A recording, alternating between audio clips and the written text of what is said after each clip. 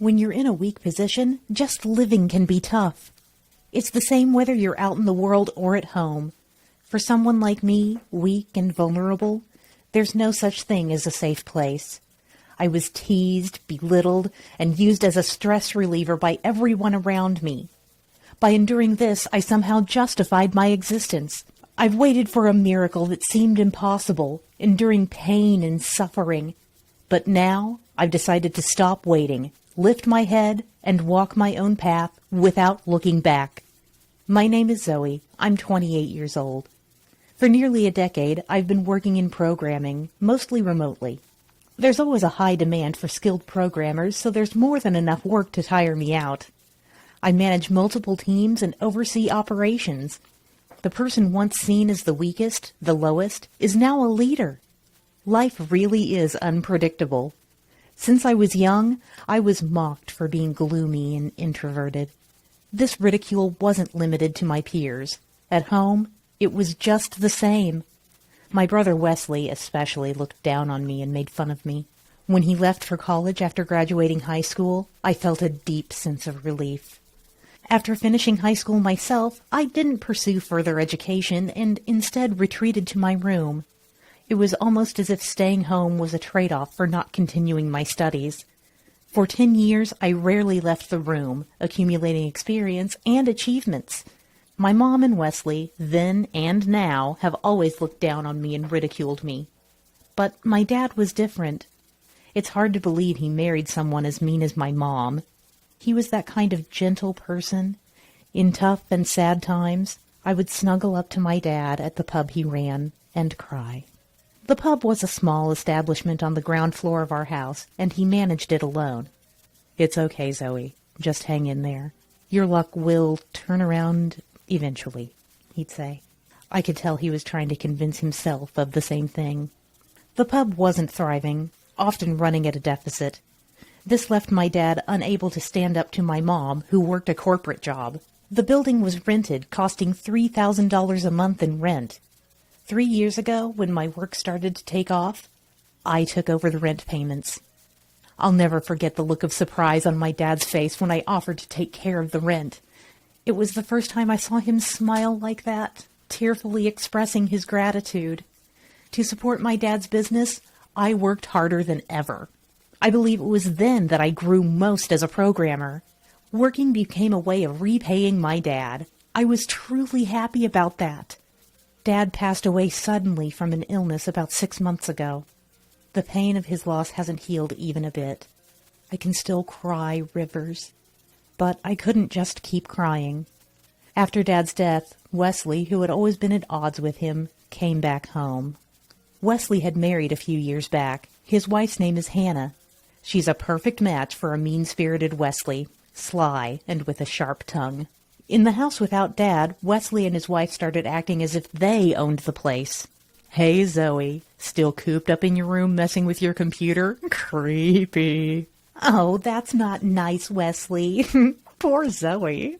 When Wesley and his wife start teasing me, Mom joins in, attacking me too.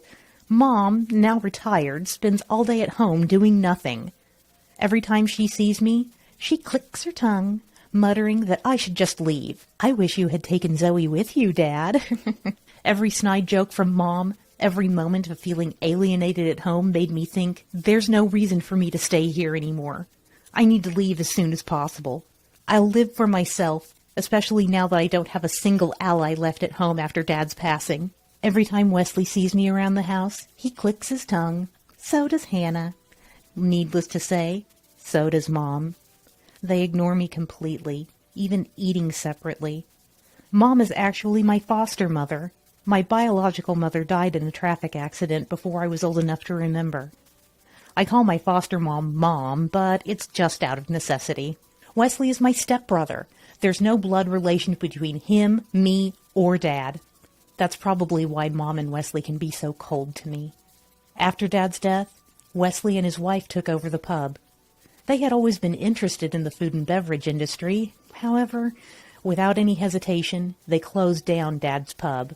Then in a selfish move, Wesley and his wife remodeled the place into a cafe. Wesley helps out on weekends while working his regular job with Hannah as the manager. To cover the cafe's remodeling costs, Wesley used Dad's inheritance without consulting me. Even I, usually quiet, got angry.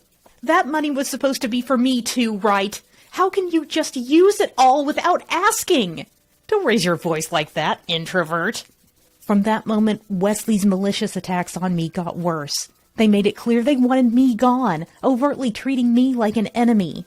This Moocher, get out now. Just looking at you makes me sick. It's like looking at a slug. Of course, Mom joined in on the momentum. Yes, get out. Moochers are a nuisance. I was utterly disgusted by their ignorance and arrogance. And so I started preparing to move out immediately, hoping they'd all go to hell. I found a nice apartment, signed the lease, and moved my belongings. I even bought myself a new computer as a moving-in gift. On the last day at home, I said to the three of them, "From now on, you'll need to handle the rent yourselves. I won't be paying it." The rent? Wasn't this place owned by our parents? Wesley's stupidity never ceased to amaze me. I didn't even feel like laughing. Mom, wanting to stay on the strong end, acted like she didn't care. The rent is $3,000 a month. Hope the cafe's sales can cover it. Wait, Zoe, you're paying $3,000 a month? Seeing how shocked Wesley was, I decided to enlighten them. Over the past decade working as a programmer, I started my own company. Currently, it employs about 40 employees, all skilled programmers. Leading them, I've successfully managed various projects. Paying $3,000 a month was nothing for me. I plan to expand my business further from my new apartment. This move is a great opportunity to start something new. As I finished, Wesley, with a forced smile, started clapping. I didn't know that. Impressive, Zoe. You can stay here. What? Don't leave. You can stay here just like before, right, Mom? Caught off guard, Mom nodded in surprise. Yes, Wesley's right. No need for you to leave. I think so, too. Wow, Zoe, I'm impressed. Changed my mind about you. The three of them completely changed their tune. Knowing the amount of rent and my financial capability made them rethink. But it was too late for anything they said. I picked up my last bag and stood up. How foolish. Just so you know, I won't be helping out. Goodbye. Despite their attempts to hold me back, I left the house. Afterward, I began a new life in my spacious apartment. Working by a bright window with a cup of coffee, no one complains. When I feel like a change of scenery, I can head to a nearby cafe to work. Realizing my newfound freedom, I gradually changed. I started wearing clothes I liked and changed my hairstyle. I began checking out places and items that caught my interest. My team members noticed, saying my voice sounded brighter, much to their delight. Apparently, I used to have a worryingly low and somber tone during meetings. My positive changes seemed to brighten up my employees as well. Meanwhile, I kept getting calls from Wesley. I ignored them, but Mom started calling too. I could have blocked them. I have no attachment to those three, but I didn't cut ties completely, just for a bit of payback. For instance, when I felt particularly down, I'd answer Wesley's calls. Wesley tried everything to appease me and lure me back home. His flattering tone was amusing. Mom was almost the same. "Please let the past be the past," she said in a cloying voice. I listened to them, only to firmly reject them in the end. Return to my parents' home to live under the same roof with the three people I detest most in this world? Why would I willingly subject myself to such a miserable ordeal? Now the tables were completely turned. Hearing Wesley and Mom's reactions when I rebuffed them was amusing. I slowly enacted my revenge, recalling all the mean things they did to me. I learned a lot from talking to Wesley. It turns out Wesley and Hannah actually have a significant amount of debt. Most of it seems due to Wesley's gambling. He's underreported the amount to Hannah, a truly shady affair. Wesley got hooked on gambling in college. Hannah, uninterested in gambling, just loves shopping. According to Wesley, she has enough clothes, shoes, and bags to open a store. She constantly browses websites and buys whatever catches her eye. No matter how much they earn, it's never enough. A pitiful situation. And in their dire state, they continue their wasteful lifestyle. Utterly baffling. I got more details about Hannah from Mom. Despite living together, she hardly helps with the housework. She only washes her own laundry, leaving almost everything else to Mom. She never cleans, cooks, or tidies up unless told to. Just imagining the tense atmosphere in my parents' home was depressing. Also, the cafe's business was failing, constantly in deficit. Typically, it takes a cafe 6 months to a year to get on track. The funds miraculously obtained through a bank loan were gone in 3 months. They should have prepared at least 6 months' worth of funds. With hardly any customers at the cafe, the home atmosphere was constantly strained. Wesley and his wife's relationship is on the brink of collapse, Mom said, but that's none of my concern.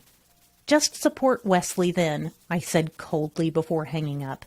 Mom kept calling each time asking me to come back. After all their insults, now they want to pretend it never happened. The audacity! Lately, Mom's been appealing to my emotions. Already in her 60s, she says she's in pain all over and finds daily chores difficult. When I asked if she meant I should come back to do the housework, she hastily denied it.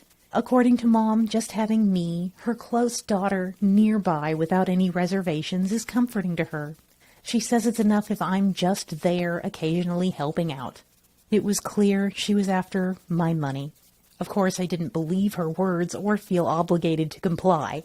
What was truly unpleasant was her invoking memories of my dad. Dad was kind. He must be pitying me now. Zoe, you're kind like Dad. You couldn't abandon your family. But bringing up Dad had the opposite effect. I knew how much Dad suffered because of Mom. A loser, running an unprofitable shop. How many times have I heard him being called that? Mom, who once scorned me, now has no choice but to flatter me. If Dad were watching, he'd surely be laughing at her. If he pities anything, it's Mom's ugliness. I later informed Wesley that Mom had been bad-mouthing Hannah extensively. At my parents' home, a battle between Mom and Hannah erupted. Now, Mom apparently calls Hannah a moocher. Caught between the two, Wesley seems to be in a tough spot. It was 2 months later when Hannah's affair came to light. Apparently, a man had approached her while she was alone in the cafe. The cafe business wasn't doing well, and the relationship with her mother-in-law was terrible. Wesley was in a bad mood, too. Feeling down for a while, she apparently gave in to the temptation. Naturally, Wesley was furious when he found out. In a sensible world, they would have calmly discussed their future. But foolish Wesley opted for a shocking form of revenge. He, too, had an affair. Both blaming each other, Wesley and his wife had a huge fight. The marital spat continued until a glass ornament thrown by Hannah hit Mom's foot. Mom ended up with a broken leg, taking months to heal, leaving her bedridden and unable to do housework. Feeling somewhat responsible, Hannah started doing the housework, but her inexperience led to inevitable mistakes. Small mistakes should be overlooked, but Mom took the opportunity to complain to Hannah. Typical harassment, criticizing her efficiency, and the overly salty food. Hannah wanted to give up, but couldn't, her stress building up. Angry at Wesley for his affair in retaliation, and at herself for injuring her mother-in-law. Unable to talk about divorce because of her duty to care for her injured mother-in-law, Hannah's mental state deteriorated. Wesley said she was now in a state of depression. Wesley suffered badly because of his affair for revenge. He ended up deeply resented by the partner of his affair. The partner was persistent, calling his home and workplace with harassment.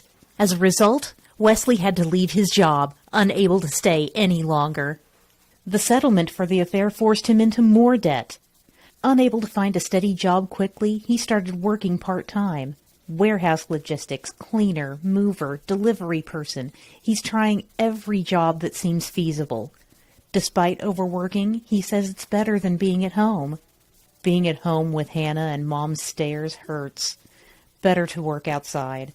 The house, once noisy with couple fights and mother-in-law and daughter-in-law conflicts, was now eerily quiet, because nobody willingly speaks to each other. Mom doesn't even want to see Wesley and Hannah's faces. Hannah doesn't want to meet her mother-in-law and Wesley feels awkward talking to both of them. That seems to be the current state of affairs. They don't want to interact, yet they live together.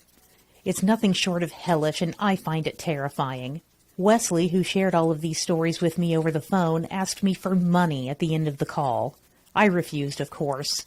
Lending them money would only encourage dependency, and I don't want to be involved in that. Relationships built on money disappear when the money runs out, and I wanted to cut ties there.